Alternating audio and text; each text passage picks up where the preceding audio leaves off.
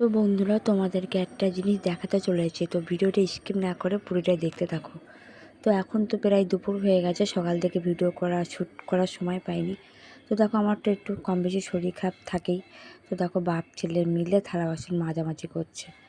তো এরকম দৃশ্য দেখে কান্না ভালো লাগে যে হ্যাঁ না, আমার পাশে আছে। সবসময় থাকতে পারে না, যেটুকু থাকে সেটুকুই আমার কাছে অনেক।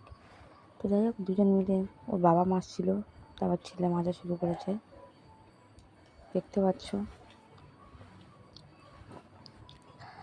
কেমনভাবে মাঝামাঝি করছে। দেখো, তো প্রথমে দেখো তোমাদের দাদাভাই এক গামলা জল ভরে নিয়েছে, টুন করে মাছতে আছে। তোমাদের দাদাভাই পরিষ্কার পরিচ্ছন্ন কাজ করতে ভালোবাসে বা করে, আর আমরা যেন হুলো করে দিই, ও সেটা করে না। তারপর দেখো, আমরা খেতে বসে গেছি, দেখতে পাচ্ছ। এটা হচ্ছে কালকের ভিডিও, শনিবারের ভিডিও। তো আমাদের এটা দেখো, সব রকম সবজি দিয়ে সজনে ডাঁটা, কুমড়ো, বড়ি টড়ি যে সবজি রান্না হয়েছে। এটা আলু উচ্ছে ভাজা, আর এটা বেগুন ভাজা, আর এটা আলু সয়াবিনের তরকারি।